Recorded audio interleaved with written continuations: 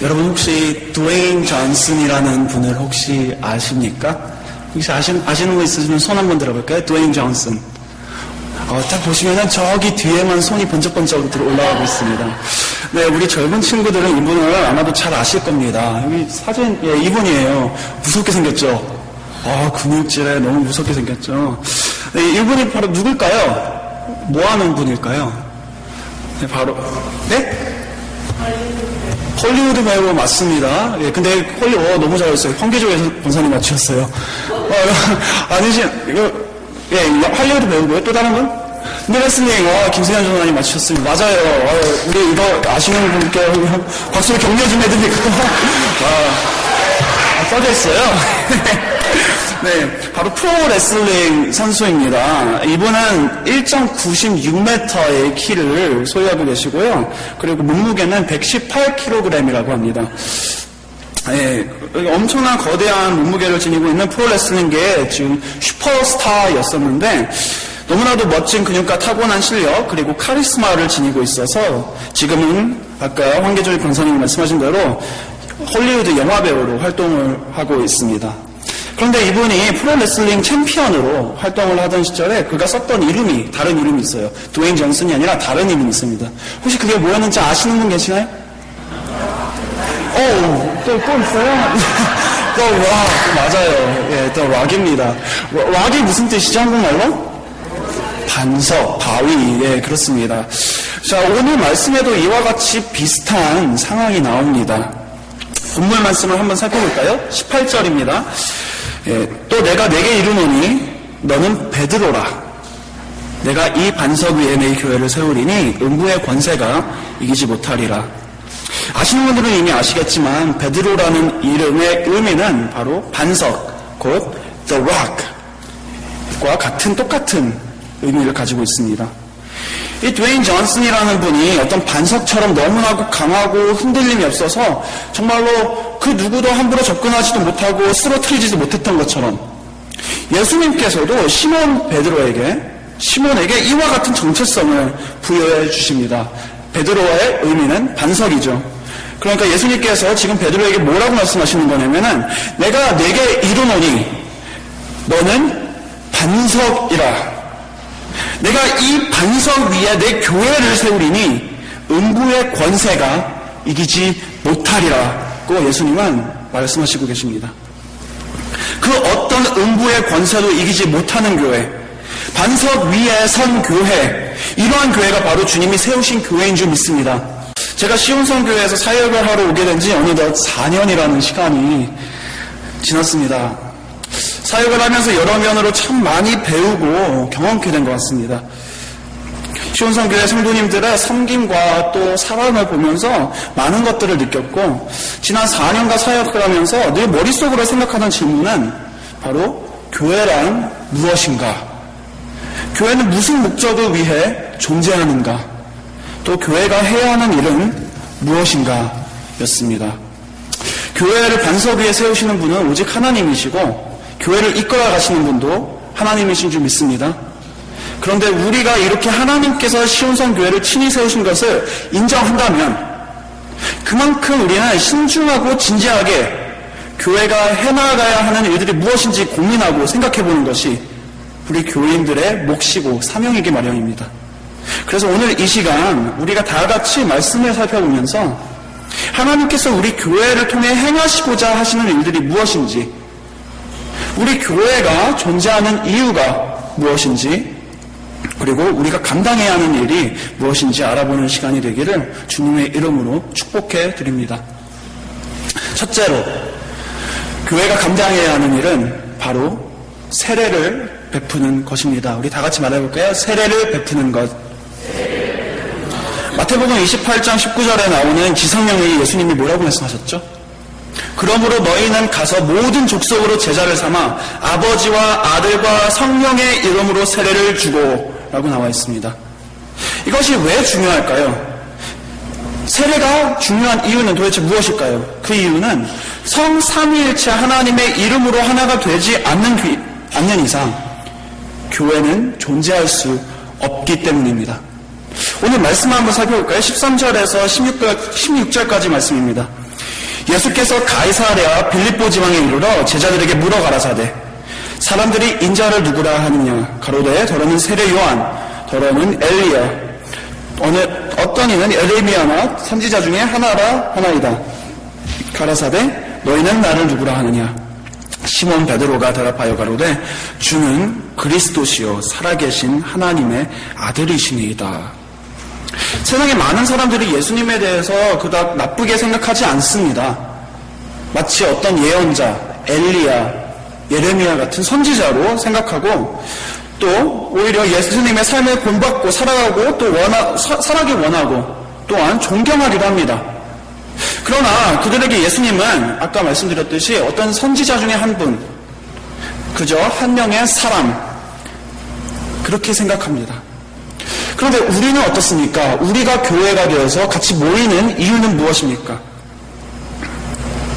우리는 예수님께서 십자가에 달려 죽으시고 3일 후에 다시 부활하심으로 그분이 그리스도시고 하나님이 되신 것을 우리가 믿음으로써 인정하며 모이는 곳이 바로 우리 교회입니다. 이것이 교회의 본질이고 교회가 세움받는 반석인 줄 믿으시기 바랍니다. 예수 안에서 모이는 것, 예수를 그리스도라 인정하고 예수를 살아계신 하나님의 아들이라고 인정하는 것, 바로 이것이 우리 교회가 세워지는 기반되는 반석인 것입니다. 제가 친구 생일잔치에 한번 놀러갔던 적이 있어요. 그 자리에 한 50여 명 정도 되는 사람들이 이렇게 한 자리에 이렇게 모이게 되었습니다. 제가 아는 사람은 제 그 생일 잔치 그 친구 한 명밖에 없었고요. 그리고 나머지 같이 있던 그 50명의 모든 그 사람들이 다양한 사람들이 모였어요.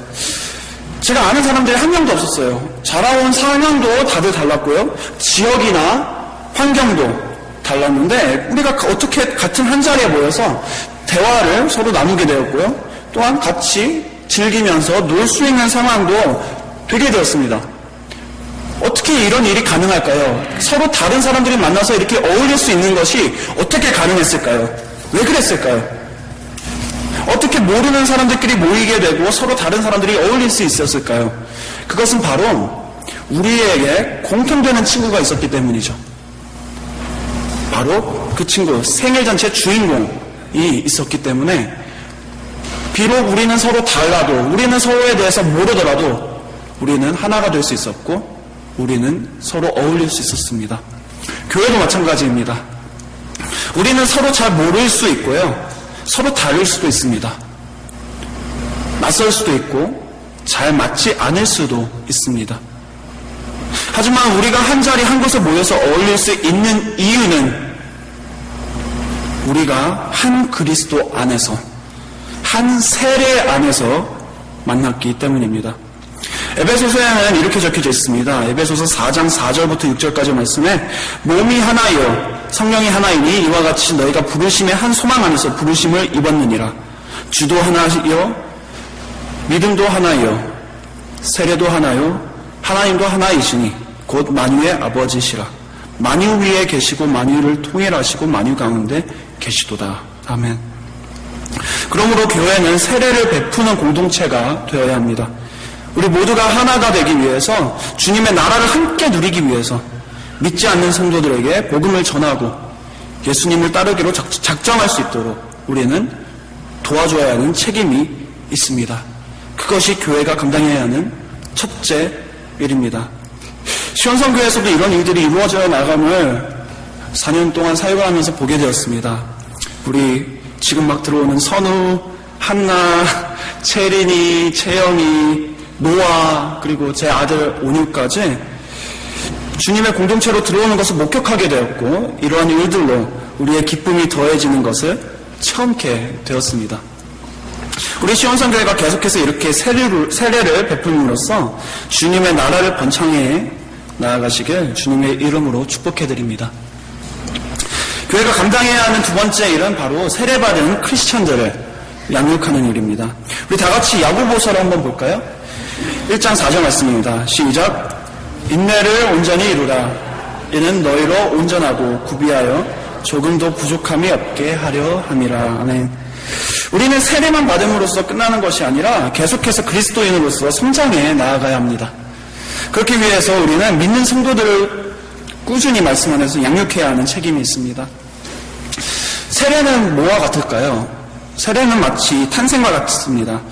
우리가 예수님을 믿고 거듭나는 것은 우리는 born again, 곧 다시 태어난다고 말합니다.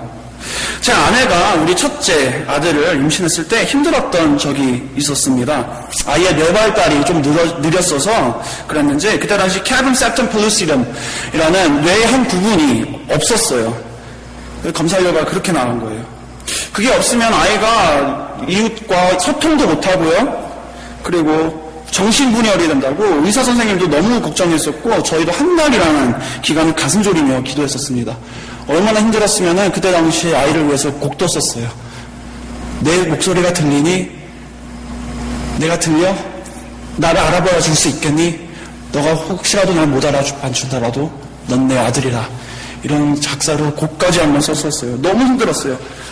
그리고 그렇게 너무 가슴 졸이며 기도하면서 그때 심정이 어땠냐면 아이만 건강히 잘 태어났으면 좋겠다. 그럼 바랄 게 더 없겠다. 그렇더라고요. 이런 심정이었습니다. 근데 다행히 아이는 아무 문제 없이 잘 태어났죠. 너무 심하게 건강하게 태어났죠. 그런데 이제 아이가 잘 태어났으니까 그의 삶에 대해서 더 이상 제가 신경을 안 쓸까요? 그렇지 않죠. 아이가 건강하게 제 자식답게 기타를 제가 잘 치니까 걔도 기타를 잘 치게 어떻게 됐든 제가 키가 크니까 걔도 키가 크도록 제 자식답게 잘 자라고 성장할 수 있도록 그를 계속해서 먹이고 가르치고 있습니다. 아이가 한 번 태어났다고 그것으로 끝난 것이 아니에요. 계속해서 양육합니다. 교회도 마찬가지예요. 우리는 그저 세례만 베풀고 그 영혼에 대해서 나무라할 것이 아니라 거듭난 후에도 그들을 성숙시켜야 하는 책임이 우리에게는 주어져 있습니다. 하나님의 자녀라면 하나님의 자녀답게 자라나가는 것이 마땅한 것이죠. 사도 바울은 뭐라고 합니까? 고린도 후서 11장 2절 말씀에 내가 하나님의 열심으로 너희를 위하여 열심나노니 내가 너희를 정결한 처녀로 한 남편이 그리스도께 드리려고 중매함이로다. 우리는 이렇게 예수님이 다시 오실 때까지 믿는 성도들이 타협하지 않고 잘 믿음 생활을 하도록 또한 그 믿음이 성장하여 자신만의 신앙을 챙기는 것이 아니라 다른 영혼들도 품을 수 있도록 양육해야만 합니다. 우리 시원성교회는 이렇게 제자훈련과 성경공부, 교제와 기도를 통해 계속해서 성장하고 또한 남의 성장을 도울 수 있는 교회가 되기를 주님의 이름으로 축복해드립니다. 교회가 감당해야 하는 세 번째 일은 바로 보내는 일입니다. 우리 다 같이 해볼까요? 보내는 일. 우리는 결코 우리만 예수를 믿음으로 구원받고 우리만 성숙해서 잘 되라고 주님의 교회가 된 것이 아닙니다. 우리에게는 사명이 있습니다. 사도행전 1장 8절을 한번 보겠습니다. 다 같이 읽어볼까요? 오직 성령이 너희에게 임하시면 너희가 권능을 받고 예루살렘과 온 유대와 사마리아와 땅끝까지 이르러 내 증인이 되리라 하시니라. 우리는 그저 교회 안에서만 주님의 증인이 될 것이 아니라 이 세상 속에서 주님의 증인이 되어야 되는 줄 믿습니다. 누가복음 10장 2절에서 3절에는 뭐라고 쓰여져 있습니까? 이르시되 추수할 것은 많되 일꾼이 적으니 그러므로 추수하는 주인에게 청하여 추수할 일꾼들을 보내어 주소서 하라. 갈지어다 내가 너희를 보내니 어린 양을 이리 가운데로 보낸 것 같도다. 4년간 사역하면서 참 이런 생각 많이 들어요. 아이들 학교 이제 막 대학교 됐다고 대학교 들어가게 되고 직장 됐다고 직장에 들어가게 됩니다. 두렵습니다. 가끔은 걱정됩니다. 저도 한때 넘어졌던 적이 있었으니까요. 그런데 이리와도 같은 자들이 많은 세상 가운데로 그저 우리가 보내는 것이 아니라 예수님께서 우리를 보내고 계십니다. 그런데 많은 때 우리는 그저 교회 안에서만 머물고 싶어 합니다. 주의 궁정에서의 한 날이 다른 곳에서 첫날보다 낫습니다. 하지만 우리는 세상에 빛과 소금으로 보냄받았습니다. 교회의 빛과 소금이라기보다 세상의 빛과 소금으로 보내심을 받았습니다. 주님께서 우리는 마치 소금과 같다고 말씀하십니다. 그래서 제가 여기 소금을 조금 가지고 왔어요. 감사합니다, 지사님. 이거 다 챙겨주셔가지고. 자, 이 소금이 제가 조금 꺼내볼게요. 이 소금이 있는데, 네, 저희 조금 이렇게 꺼내왔습니다. 제 손에 지금 있거든요. 자, 이 소금이 만약 조개구이나 스테이크 같은 음식에 들어가면 어떻게 될까요? 맛있죠. 짠맛은 잘 납니다. 그쵸? 그런데 여기 이 산더미 같은 소금에 이 소금을 그대로 얹히면 어떻게 되겠습니까? 아무 일도 없겠죠? 어떤 효과도 낼 수 없으니까요. 이미 짠데요.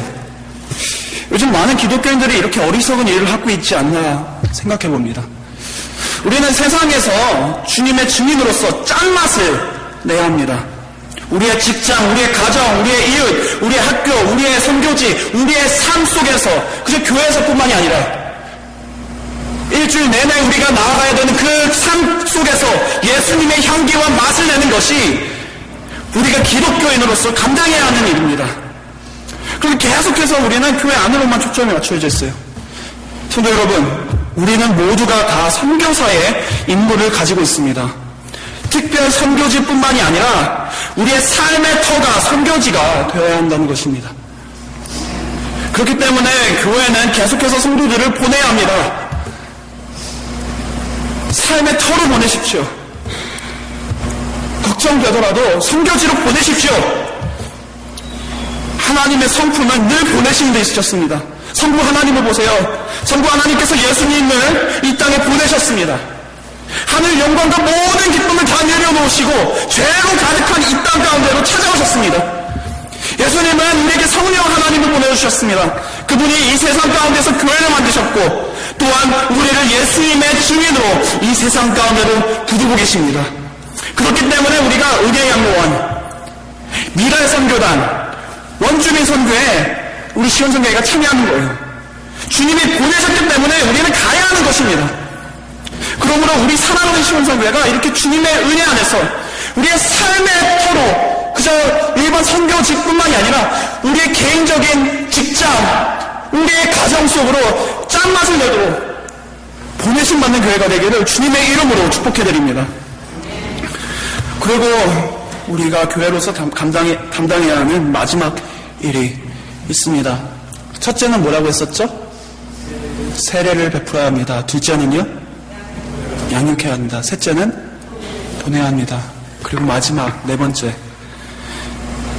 우리가 교회로서 담당해야 하는 마지막 일은 바로 보내심 받은 자들을 지원 또는 후원하는 것입니다. 우리는 성도님들을 세상에 보내어놓기만 하고 아무것도 안 하는 사람들이 되어서는 안 됩니다. 하나님도 그렇지 않으심을 우리는 보게 됩니다. 마태복음 28장 20절에서 예수님께서 제자들 다 보내시고는 뭐라고 말씀하시나요? 이렇게 말씀하십니다. 내가 너에게 분부한 모든 것을 가르쳐 지키게 하라. 볼지어라 내가 세상 끝날까지 너희와 함께 있으리라 하시니라. 아멘. 아멘. 주님이 우리와 이렇게 함께 계신 것을 믿으시기 바랍니다. 아멘. 세상 끝날까지 함께 하신다. 너의 마지막 호흡이 닿을 때까지 내가 너와 함께한다 말씀하시는 것입니다. 제가 고등학교를 졸업하고 대학교 1학년 때부터 자취를 하여서 부모님과 떨어져서 4년을 지냈었어요. 그런데 아직도 기억나는 것은 비록 제 부모님과 저희 몸이 그때부터는 멀리 떨어져서 있었지만 부모님의 후원과 지원은 계속 되었었다는 것입니다. 저희 아버지는 공사일 하시고 정말로 어렵게 일하시면서도 제가 렌트비 좀 부족하다고 하면은 어떻게 해서 조금씩 렌트비를 보태주셨고요. 저희 어머니는 집까지 찾아오셔서 김치 담근 것 갖다 주고 가시고, 그거 꼭 해주세요. 혹시 대학교 들어가시는 분들 계시면은 너무 좋습니다. 김치찌개 먹고 김치볶음밥 해 먹고 막 옷도 가져다 주시고요. 그렇게 저를 그렇게 지원해 주셨습니다. 공부 열심히 하라고. 그리고 더 중요한 건 제가 멀리서 대학 생활을 하는 동안 비록 몸은 떨어져 있었지만 저를 위해서 꾸준히 중보해 주시고 기도해 주신 것이었습니다. 그 기도가 지금의 저를 있게 했고 그 기도가 저로 힘든 시절들을 잘 지나가게 해주었습니다. 보내신 받은 사도 바울도 이와 같이 교회들로부터 기도 지원과 후원을 부탁합니다. 에베소서 6장 18절에서 20절까지를 한번 우리 다 같이 살펴볼까요? 사도 바울이 에베소 교회에게 이렇게 말하는 거예요. 모든 기도와 간구로 하되 무시로 성령 안에서 기도하고 이를 위하여 깨어 구하기를 항상 힘쓰며 여러 성도를 위하여 구하고 또 나를 위하여 구할 것은 내게 말씀을 주사 나로 입을 벌려 복음의 비밀을 담대히 알리게 하옵소서 할 것이니 이 일을 위하여 내가 쇠사슬에 매인 사신이 된 것은 나로 이 일에 당연히 할 말을 담대히 하게 하려 하심이니라. 아멘. 아무리 몸이 떨어져 있어도 지속되는 부모와 자식의 지원처럼 아무리 하늘 높이 승천하셨어도 우리를 위해 공급하시고 중보해 주시는 우리 예수님처럼 우리 시온선교회도 보내심을 받은 성도들을 위해서 선교사들을 위해서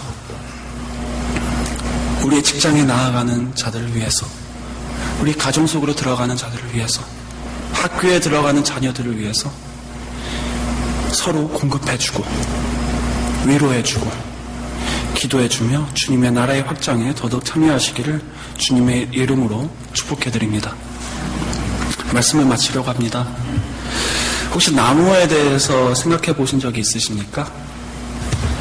사실 1년에 있어서 나무에게 봄보다도 더 원조되는 계절은 봄이 아니라 겨울이랍니다. 그 어떤 낙엽도 열매도 꽃도 없는 앙상한 그 계절에 나무는 근본되는 뿌리를 돌보기 시작한답니다. 뿌리가 든든하고 건강할 때 나무는 건강하게 되고 뿌리의 깊이와 넓이가 그 나무의 높이와 길이를 결정한답니다. 재미있는 건 이 나무가 그렇게 열심히 뿌리를 박아놓고는 자기 자신만 먹이는 게 아니에요. 남은 계절 동안에 봄, 여름, 가을 동안에 자신이 뿌리 박아 끌어올리는 영양분으로 최선을 다해 자신의 목적을 이룹니다. 그 목적이 무엇이죠? 네, 맞습니다. 그것은 열매 맺는 일이겠죠. 열심을 내어서 봄에는 꽃을 피웁니다. 그리고 그 꽃이 떨어진 자리에 여름 열매를 맺습니다. 그렇게 열매를 맺은 후에 모든 일이 다 마친 후에는 자신의 정먹던 힘을 다해 마지막 가을 단풍 잎을 내고 자신이 가졌던 모든 것을 내려놓게 됩니다. 저도 개인적으로 너무 개인적인 얘기긴 하지만 겨울을 맞이해야 하는 가을 계절에 놓인 사람인 것 같습니다. 4년이라는 짧은 기간 동안 수많은 우리 시온선교회 성도 여러분의 사랑을 보고 시온선교회에서 맺혀지는 꽃들과 열매들을 보게 하셨습니다. 그리고 또한 개인적으로는 저만의 빛을 내는 저만의 단풍잎을 하나님께서는 지키게 해주신 것 같습니다. 여러분에게는 제가 어떤 색의 단풍빛을 내고 있습니까? 사랑하는 성도 여러분, 교회가 담당해야 하는 일은 마치 이 나무와 같습니다. 주님의 은혜로 깊게 뿌리를 받고 세례받고 또한 양육받은 그렇게 성장한 우리는 우리 자신만을 돌보는 것이 아니라 하나님과 이웃들에게 나누어주는 일입니다. 우리의 모든 내력을 다해 주님의 열매를 맺는 일에 힘썼을 때 주님께서는 그 시온선교의 열매를 받으시고 그 열매를 받으신 후에는 우리 시온선교회만 낼 수 있는 단풍잎의 색깔을 나타내게 하실 것입니다. 우리 시온선교회가 그래서 이 세상 가운데 우리만 챙기는 것이 아니라 앞으로는 이 세상 가운데서 믿지 않는 세상을 향해 나아가고 그들에게 세례를 베풀고 세례받은 자들을 양육하며 그 제자들을 세상에 보내고 또한 그렇게 보내어진 사도들을, 보내어진 자들을 지원함으로써 우리 하나님께 큰 열매를 맺히시기를 주님의 이름으로 축복해드립니다.